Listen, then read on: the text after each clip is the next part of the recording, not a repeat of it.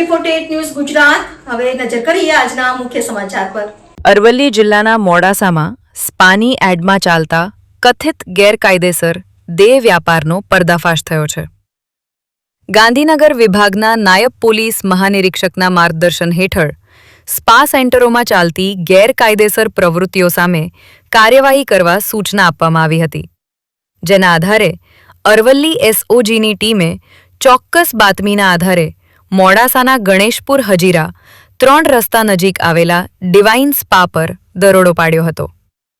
Police તપાસમાં spa સંચાલક અને માલિક દ્વારા આર્થિક લાભ મેળવવાના હેતુથી મહિલાઓને બોલાવી પુરુષ ગ્રાહકો પાસેથી નાણાં વસૂલી કથિત ગેરકાયદેસર દેહ વ્યાપાર કરાવવામાં આવતો હોવાનો ખુલાસો થયો હતો।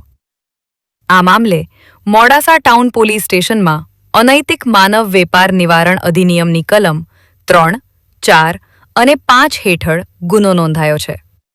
પોલીસે સ્પા સંચાલક પ્રતિમાબેન ઉર્ફે સંતોષકુમાર જ્યોતિક પ્રસાદ મિશ્રા તથા દીપક કિશનલાલ થાંવલા સામે કાયદેસરની કાર્યવાહી હાથ ધરી છે। સમગ્ર મામલે પોલીસ દ્વારા વધુ તપાસ હાથ ધરવામાં આવી છે।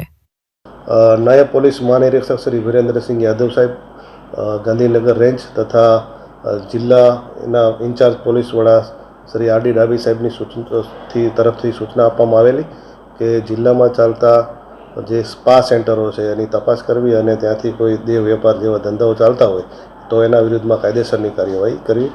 જે અનુસંધાને એસઓજીના police inspector Shri PB Chaudhary સાહેબને કામગીરીએ બાતમી મળેલ બરાબર કે મોડાસા ટાઉન પોલીસ સ્ટેશન વિસ્તારની હદમાં આવેલ ગણેશપુરા હજીરા 3 રસ્તા પાસે આયશા કરમી કોમ્પ્લેક્સના પ્રથમ માળે ડિવાઇન સ્પા નામનું એક સ્પા ચાલે છે અને ત્યાં આગળ જઈ અને હકીકત વેરીફાઈ કરી અને રેડ કરતા ત્યાંથી છોકરીઓ મળી આવેલ જે બહારથી બોલાવવામાં આવેલી હતી અને સ્પાની આડમાં ગેરકાયદેસર રીતે ગ્રાહકો પાસેથી નાણાં પડાવી અને દેહ વ્યાપારનો ધંધો ચાલતો હતો।